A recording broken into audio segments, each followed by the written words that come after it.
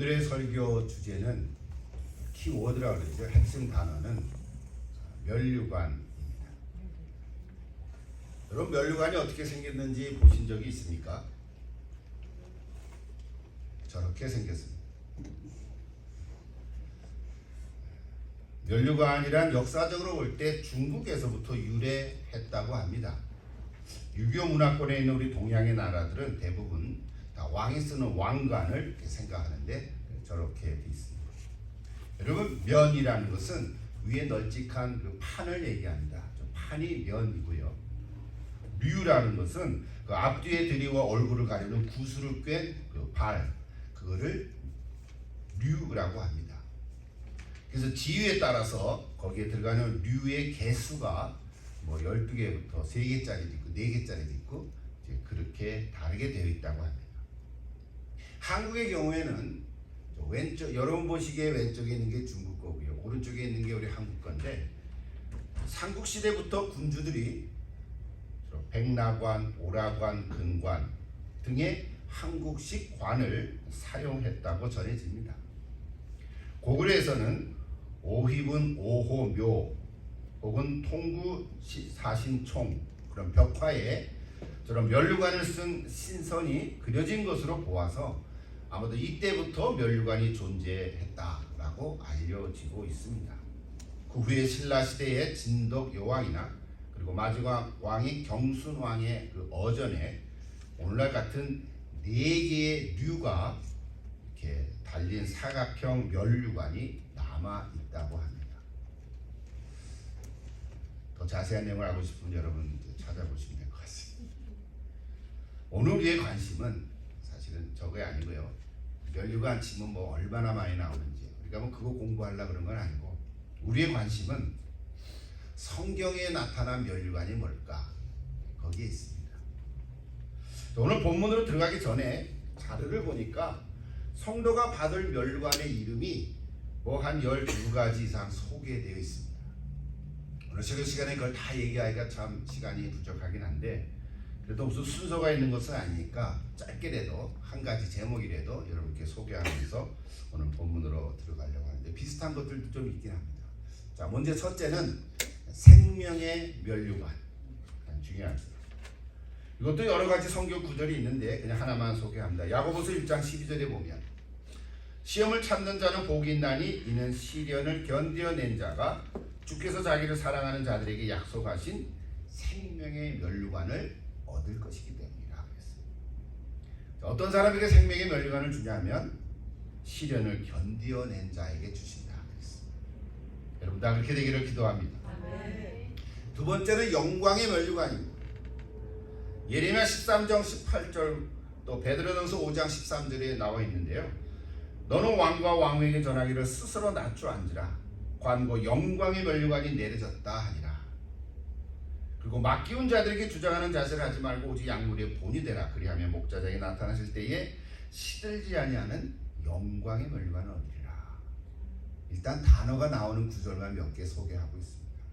그러니까 영광의 면류관은 자기를 낮추고 겸손하게 자기를 주장하지 않고 본이 되는 사람에게 주시는 면류관이다. 이렇게 얘기할 수 있습니다. 여러분도 다 그런 면류관 받기를 원합니다. 네. 세 번째로는 비슷한 단어인데 영화로운 면류관이라는 것도 나오는데요.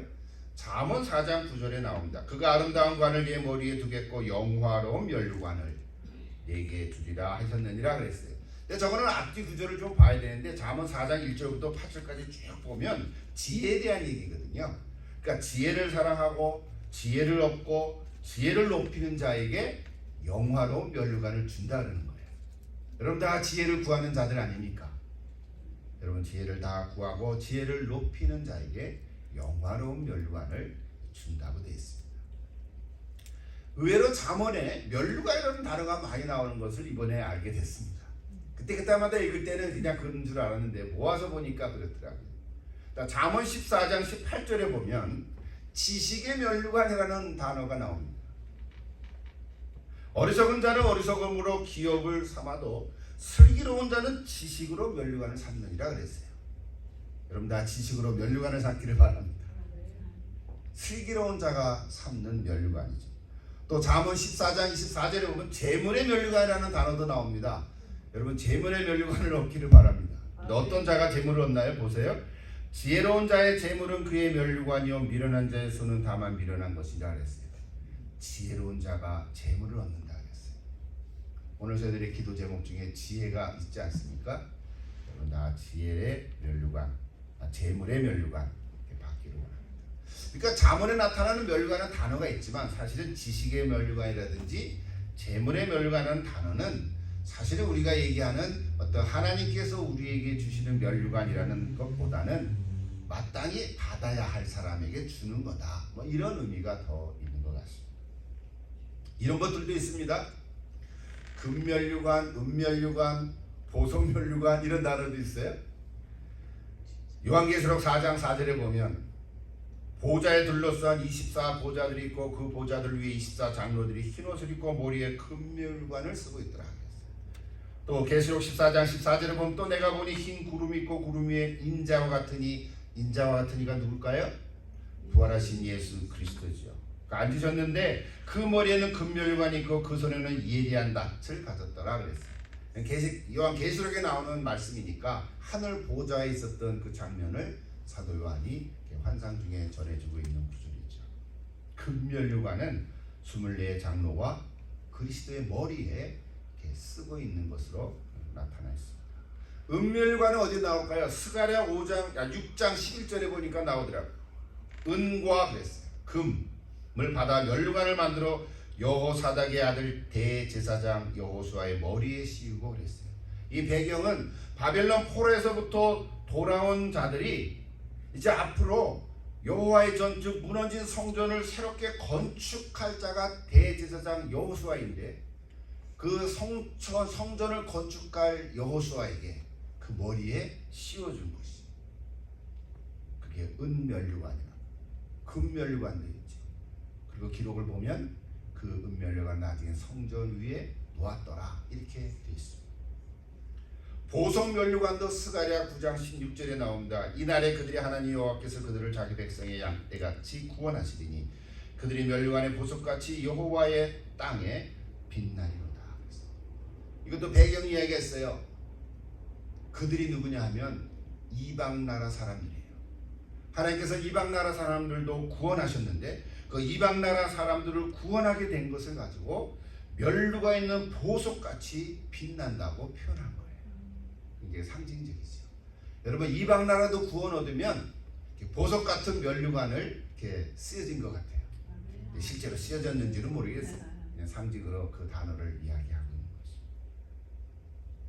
하나 더 볼까요? 꽃면류관이라는 단어도 있어요. 이거를 우리가 화관이라는 단어를 쓰는데 찬양에도 나오죠. 이사야 28장 5절에 그날의 만군의 여호와께서 그날은 백성에게 영화로운 면류관이 되시며 아름다운 화관이 되실 것이라 그랬어요. 여기서 말하는 화관이 바로 꽃면류관입니다. 이사야 61장 3절에도 무릇 시온에서 슬퍼하는 자에게 화관을 주어 그 죄를 대신하여 희락의 기쁨으로 슬픔을 대신하여 찬송의 옷으로 그 근심을 대신하시고 그들로 의의 나무 곧 여호와의 심으신 바 영광을 나타낼 자라 일컬음을 얻게 하려 하시리라 했어요. 화관이라는 단어를 우리가 종종 씁니다.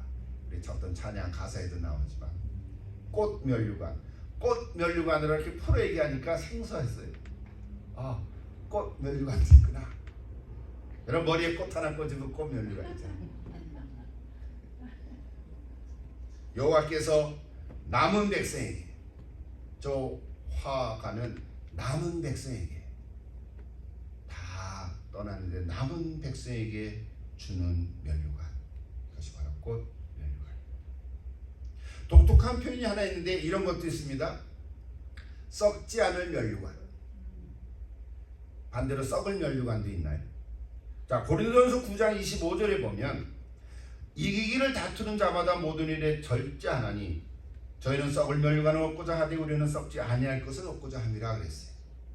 여기 절제한다는 단어는 다름질하는, 즉 경기하는 사람들이 상을 얻기 위해서 훈련하는 모습을 이야기한 것입니다. 이 세상의 경기에서 승리한 자가 받는 면류관은 사실 썩어 없어지는 거지만 복음을 전하는 자가 얻는 것은 썩지 않을 면류관이라는 거예요. 그렇게 되기 위해서는 다른 사람에게 구원을 복음을 전하는 자도 자기 스스로 버림을 받지 않기 위해서 오히려 자기를 쳐서 복종하는 훈련을 해야 한다고 고린도전서 9장 이후에는 좀 말을 하고 있습니다. 썩지 않는 면류관이 있기를 기도합니다. 마지막 10번째인데요. 의의 면류관이 있습니다. 이거 너무 잘하는 거죠. 디모데후서 4장 8절에 이제부로는 나를 위하여 의의 면류관이 예비되었으므로 사도 바울의 말씀입니다. 주 곧 의로우신 재판자의 그날에 내게 주실 것이요 내게만 아니라 주의 나타남을 사모하는 모든 자에게도이다. 오늘 저와 여러분이 다 주의 나타나심을 사모하는 사람이라면 우리에게도 의의 면류관을 허락하실 줄로 믿습니다. 여기 말하는 의라는 게 뭘까요? 의의 면류관, 의는 내 힘과 노력으로 얻는 것이 아니고 어떤 착한 행동과 선한 행실로 얻는 것도 아닙니다. 의는 믿음으로 말미암아 얻는 것입니다. 그래서 이것을 이신칭의라고 하는 용어로 만들었죠. 그러므로 우리는 실수도 많이 하고 잘못도 저질 수 있지만 그런 죄인이지만 하나님과의 관계에서는 믿음으로 말미암아 의로운 자라고 여겨주시는 하나님의 의를 말합니다. 내가 의롭다는 게 아니고 내가 의인이라는 게 아니라 하나님께서 의로 여겨주시는 하나님의 의, 그 하나님의 의에 말하는 의의 면류관인 거예요.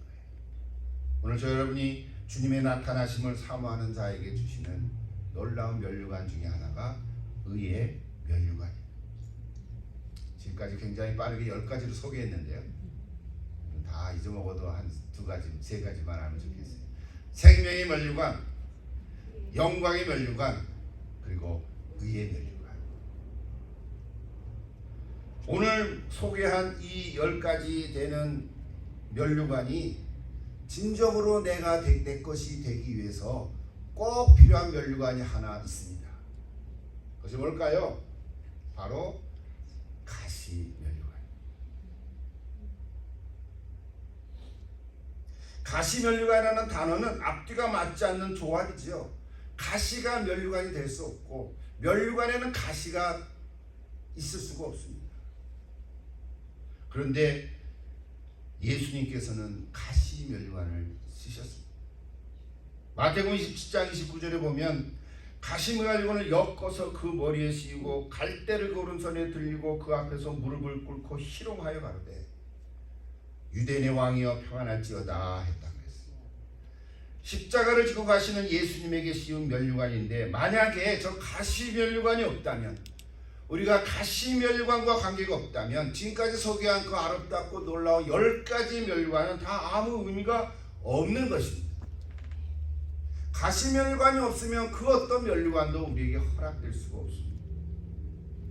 그러므로 예수님이 흘리신 피를 믿고 회개하는 자에게 죄사함의 은총을 주시는 것이고, 누구든지 예수를 그리스도라고 믿고 그 믿음으로 말미암아 구원 얻게 하시는 그 능력이 바로 가시 면류관에서부터 나온다는 사실입니다. 고난을 뜻하지만 역설적으로 승리를 의미합니다. 오늘 저 여러분이 일부러 가시 면류관을 쓸 일은 없지만 이미 가시 면류관을 쓰신 예수님으로 말미암아 그 예수님을 통해서 오늘 저 여러분은 놀라운 하나님의 아름다운 면류관들을 우리는 얻게 될 줄로 믿습니다. 마지막으로 오늘 본문에서 소개하는 기쁨의 면류관이 있습니다. 오늘 데살로니가전서 2장 19절인데 이제 오늘 본문으로 돌아오십시다. 지금까지는 면류관에 대한 소개를 굉장히 빠른 말로 제가 했는데, 자, 다시 한번 같이 읽어봅시다. 데살로니가전서 2장 19절입니다. 천천히. 우리의 소망이나 기쁨이나 자랑의 면류관이 무엇이냐? 그가 강림하실 때에 우리 주 예수 앞에서 너희가 아니냐. 오늘은 저 한 절 가지고 같이 말씀을 나누고자 합니다. 어려운 단어는 없잖아요. 어려운 단어는 없는데 생각해보면 잘 모르겠어요. 모르는 건 알지만 알아는 듣겠는데 그런가 하는 질문을 하게 됩니다. 지금까지 얘기해본 모든 면류관은 다 겉으로 드러난 번쩍번쩍하는 것들이 있었습니다. 근데 오늘 마지막 기쁨의 면류관의 대상은 누구냐면 바로 사람입니다. 기쁨만이 아니라 소망이요 자랑이라는 이름을 면류관 앞에 붙였습니다. 사도 바울에게 있어서의 그 면류관은 데살로니가인의 교회 성도들이었습니다. 그 성도들이 나의 면류관이라고 이야기한 것입니다. 오늘 저 말씀이 여러분 마음속에 잘 새겨지시기를 기도합니다. 아멘. 말은 안 알아듣겠는데 뭐지? 이런 게 우리 속에 있어요. 아까 우리 얘기했지만 데살로니가서 2장 13절에 보면 데살로니가 사람들은 바울이 그들에게 끊임없이 감사한 이유가 뭐냐면 그들이 말씀을 받을 때 사람의 말로 받지 않냐고 하나님의 말씀으로 받았다 그랬어. 아멘. 그래서 말씀이 역사가 있다 그랬어. 아멘. 오늘 저 여러분에게도 우리가 하나님의 말씀을 읽고 듣고 하나님 말씀이 그 말씀에는 변함이 없습니다. 누가 전하든 어린 아이가 전하든 집사님이 전하든 권사님이 전하든 장로님이 전하든 전도사님이 전하든 목사가 전하든 어떤 누가 하나님의 말씀을 붙들고 전하든 그 말씀은 하나님의 말씀인 줄로 믿습니다. 아멘. 여러분 하나님 말씀으로 받을 때 말씀의 역사가 일어날 줄로 믿습니다. 아멘. 그들은 동적인 유대인의 박해와 고난을 받았습니다. 그 고난에 무너지지 않고 원망하거나 불평하지 않았습니다. 이게 놀라운 거예요. 데살로니가 교회 성도들이 놀라운 것이 여기 있어요. 낙심해서 그 감정에 함몰되지도 않았습니다. 오히려 진리의 길에서 벗어나지 않도록 하고 생명의 길에서 생명의 길을 붙잡고 여전히 좁은 길로 가기를 택했습니다. 즉 믿음의 선택할 결과 그리스도 예수 안에서 대적의 그 어떤 방해도 이겨낼 수 있었습니다. 그래서 바울이 감사한 거예요. 오늘 저 여러분도 우리 데살로니가인의 교회 성도들처럼 여러분의 삶의 현장 속에서 겪은 그 어떠한 어려움과 고난이 있음에도 불구하고 여러분 원망하거나 불평하지 아니하고 또는 낙담해서 그의 감정에 스스로 무너지지 아니하고 대신에 굳건하게 생명과 진리의 길로 걸어가는 믿음의 선택을 할 수 있기를 기도하고 축복합니다. 아멘. 바울은 그런 성도들을 만나보고 싶었는데 만날 수가 없었습니다. 그래서 디모데를 통해서 소식을 듣고 나서는 오늘 너희들이 우리 즉 바울과 실라와 디모데의 면류관이다 이렇게 소개한 거예요. 여기서 말하는 이 면류관은 지금까지 소개했던 다른 10가지 이상의 표현들과는 다른 것이에요. 아까 이미 얘기했지만 그것은 바로 사람들 여러분이라는 거예요. 이것은 우리에게 적용해 보십시오. 우리 교회인 여러분이 우리의 면류관입니다. 사역자의 영광과 기쁨은 바로 말씀과 사랑으로 낳은 사람들입니다. 면류관이 어디 따로 있는 것이 아닙니다. 금이나 은이나 보석으로 치장한 모자가 아닙니다. 그래서 저는 아직 못 가봐서 모르겠는데 성경에 그렇게 기록되어 있지만 진짜 하나님께서 금으로 만든 아까 봤던 그런 왕관 같은 거를 내 머리에 쓰여질 건가? I don't know. 그런 치장한 모자가 아닌 거예요.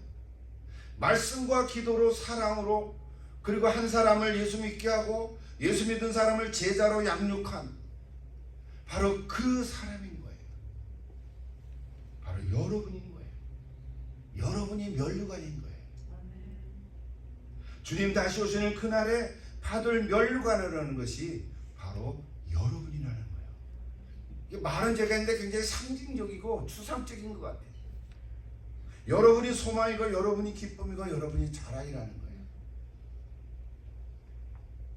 제가 이거를 묵상하면서 잘 설명을 하고 이렇게 전달해야 되는데 문득 생각이 났어요. 우리 대부분의 부모님들은 갓난아이가 태어나서 하루하루 키워가는 과정의 모습을 보고서 뭐라고 얘기합니까? 네가 내 기쁨이야. 네가 내 소망이고 우리 가정의 자랑이야. 그래요.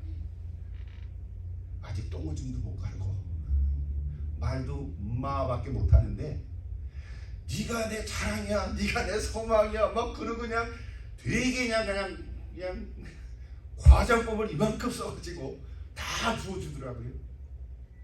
여러분 그렇지 않았습니까? 모든 갓난아기는 부모님의 이 이야기를 듣고 자라났어요. 그 아이가 우리의 면류관이라고, 우리의 자랑이라고, 우리 가정의 기쁨이라고. 우리 집사님도 그러시죠? 이제 변호사 됐어요. 얼마나 좋아? 사건 있으면 다 갖다 주십시오. 기쁨이죠. 뭐가 기쁨이고 뭐가 소망이고 뭐가 자랑이라는 말입니까? 그 갓난아이의 방긋거리는 웃는 모습만 봐도 그냥 좋은 거예요. 왜 그렇습니까? 내가 난 아이니까, 내 자녀니까, 그리고 내가 기쁨을 주니까. 이 아이가 앞으로 커서 자라나서 씩씩하게 어떤 일을 할 거를 생각하니까 소망에만 있는 거예요. 그래서 내가 힘들고 그냥 밤새서 일하고 그래도 그 아이 하나 딱 보면 그 어려움이 다 녹듯이 녹아지는 것을 발견할 수 있는 거예요. 마치 그런 거예요. 오늘 우리도 그렇습니다. 여러분 한 분 한 분을 생각할 때마다 여러분의 모습은 다 다르고 성품도 다르고 참 말씨도 다르고요. 삶의 스타일도 다르고요. 똑같은 걸 찾으려니까 없어요. 다 달라요. 얼마나 그렇게 다른지 몰라요. 그런데요, 이게 너무 좋은 거예요. 다 다르기 때문에. 그래서 제가 뭐라 그러는지 알아요? 그건 개성이야, 개성. 뭐라고 이상하게 얘기할 게 하나도 없어요. 하나님께서 그분을 창조하시기 때문에. 요즘 제 아내가 여러분이 고백한 가사를 가지고 곡을 하나씩 만들고 있지 않습니까? 오늘 2개, 이제 3개 이제 하려고 그러는데 제가 그런 얘기를 들었어요. 그 한 토막 고백을 갖고 곡을 만들려니까 그분을 이렇게 계속 묵상하게 된다 그러더라고요. 그분을 만난 지난 몇십 년 동안의 그 만남과 나눈 대화와 그 상황을 생각하면서 가사를 짓고 곡을 만든다 그러더라고요. 너무 놀라운 거예요. 그래서 이 곡은 바로 여러분을 위한 기도입니다. 여러분이 우리 사랑의 빛교회의 기쁨이요 자랑입니다. 여러분이 우리의 면류관입니다. 오늘 사도 바울이 오늘 말씀을 통해서 주신 메시지는 분명합니다. 우리들이 면류관이다. 우리가 뭐 복이 많아서가 아닌 거예요. 뭐를 많이 이루어서가 아니에요. 그냥 그 존재 자체가 면류관이라는 거예요. 요즘 흔히 하는 말로 좀 우스갯소리에 뭐라 그래요? 있을 때 잘해. 그렇죠. 무슨 말인지 아시죠? 그냥 지나가는 말로 이렇게 들리지가 않는 거예요. 우리가 나이가 들면서 더 그런 것 같아요. 있을 때 잘하십시다. 여러분 가정에 한번 적용해 보십시오. 오늘 돌아가셔서 여러분 남편에게 혹은 뭐 우리 자녀의 또 부모 아내가 있으면 당신이 내 기쁨이고 당신이 내 소망이고 당신이 내 자랑이야. 그렇게 말을 해보십시오. 그럼 그 얘기를 들은 남편이 오늘 무슨 일 있었어? 약 먹었어? 맞아, 약 먹었는데. 약 먹었지. 당신이 내 영광이고 당신이 내 기쁨이라는 신약을 먹었지. 오늘 설교가 그래. 내가 적용하는 거야. 여러분 꼭 해보십시오. 다음 주에 검사할 겁니다.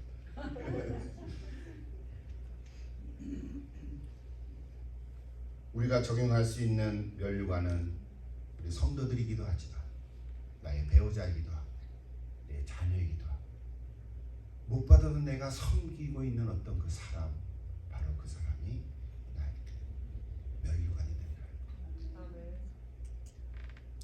어제 새벽에 잠에서 깼는데 다시 잠을 이루려고 했는데 잠이 잘 안 오는 거예요.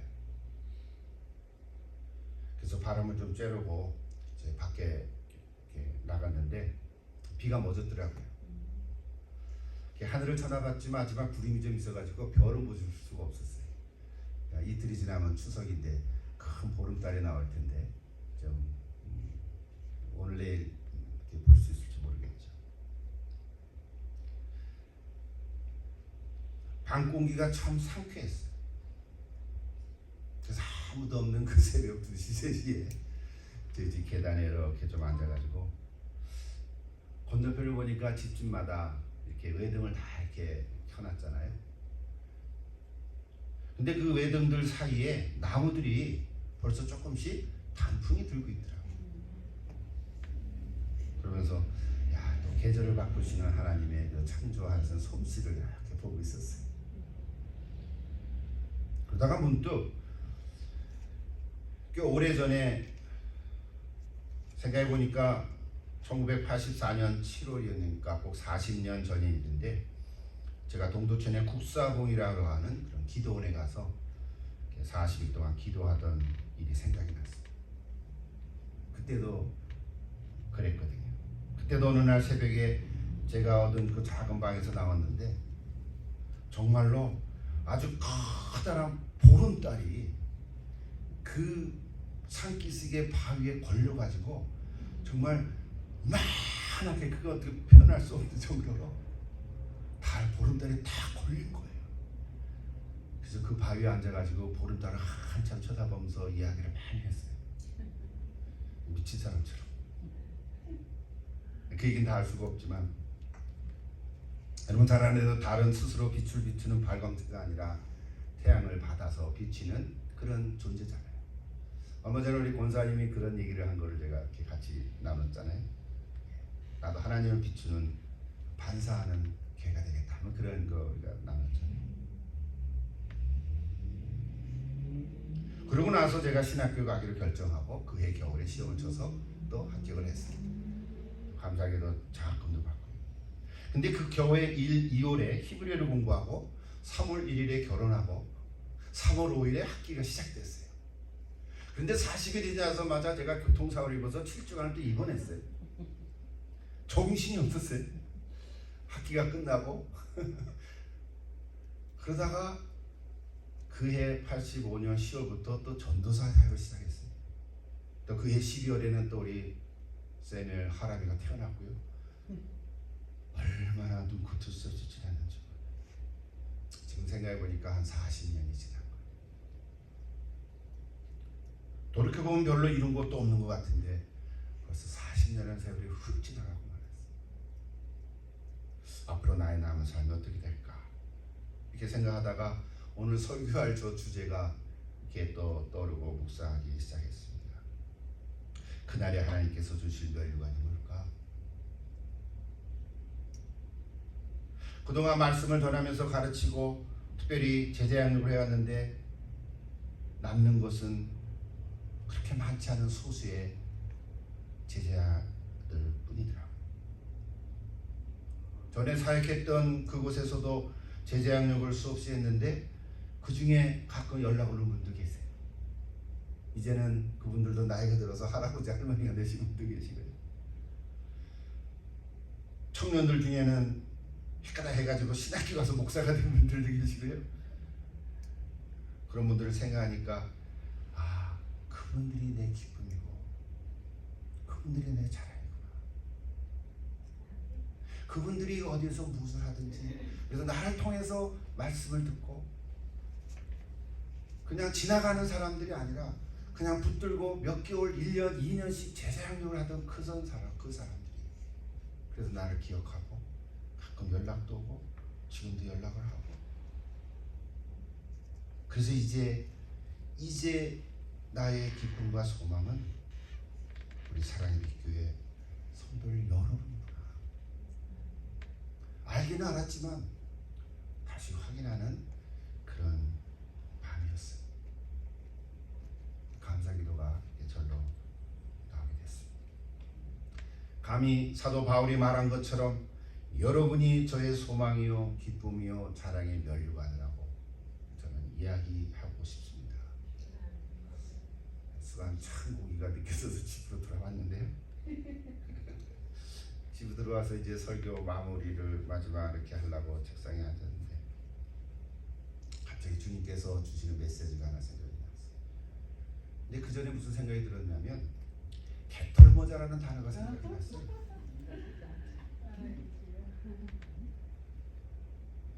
이건 제가 옛날에 70년 80년도 때 부흥사로부터 들었던 단어였어요. 천국에 가면 개털모자라는 게 있다. 나 진짜 있는 줄 알았어요. 제가 또 찾아가지 않았겠어요? 찾아보는데 몇 페이지나 돼요. 그래서 그거 다 없애버리고 이거는 성경이 아니다. 그냥 재밌게 하는 얘기일 수도 있고 그냥 면류관을 못 받는 사람은 개털모자라도 받아야 돼. 뭐 이렇게 그냥 아주 그냥 우리를 우습게 하고 헌금을 뜯어내려고 하는 이야기고 여러분 다 잊어먹으십시오. 개털모자는 없습니다. 개가 쓰는 털모자가 개털모자인데 아니면 개털을 잘라가지고 개털로 만든 모자일까요? 하나님 나라에는 개털모자가 없습니다. 왜 이렇게 됐을까 하는 생각을 하면서 마블을 막 쓰는데 하나님께 주시는 메시지가 막 이런 거였어요. 제가 막 이렇게 옮기면 이런 거예요. 하나님은 모든 사람을 사랑하십니다. 맞는데 그러나 모든 사람이 다 구원을 얻는 것은 아닙니다. 여러분 이 명제를 분명히 갖고 있어야 돼요.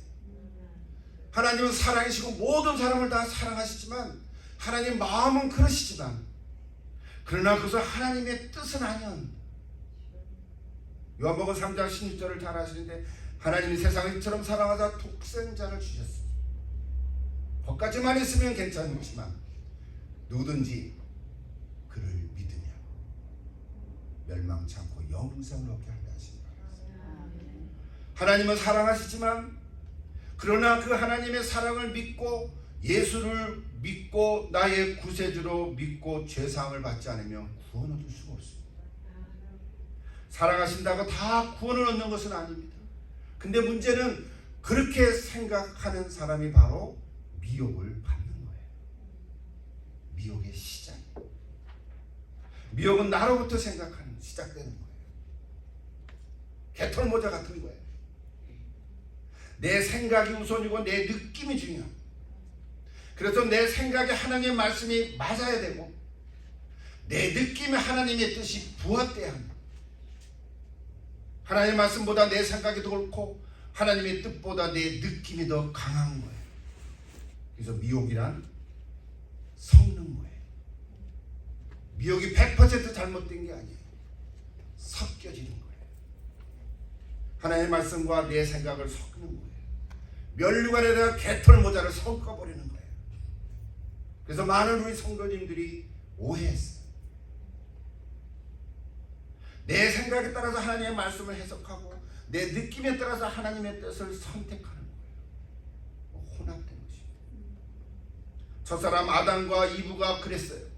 사탄의 미혹에 넘어갔습니다. 출애굽한 이스라엘 백성들도 만나에 자신의 욕심을 섞었어요. 많이 가져서 먹을 줄 알았는데 하루가 지나니까 싸워서 먹을 수가 없었어요. 곰팡이 핀 거를 잘라내서 먹으면 탈날 수밖에 없습니다. 이게 미혹의 결과입니다. 그러나 안식일 전날에는 이틀분을 가져가도 썩지 않았어요. 만나가 그걸 어떻게 알았겠어요? 하나님이 하시는 일이에요. 하나님의 말씀은 변함이 없습니다. 하나님의 말씀을 섞으면 안 됩니다. 거룩함이란 분리된다는 뜻이에요. 그 말은 섞지 않는 것을 말합니다. 그런데 이 세상은 온갖 것을 다 섞어버립니다.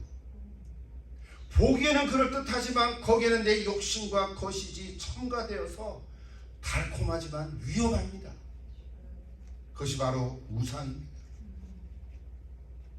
겉보기에는 믿을만하지만 거짓입니다. 거짓으로 세워졌기 때문에, 왜냐하면 욕심으로 만들어졌기 때문에 감추려고 하지만 결국에는 드러나고 말 것입니다. 성경에도 탐욕이 우상숭배라고 했어요.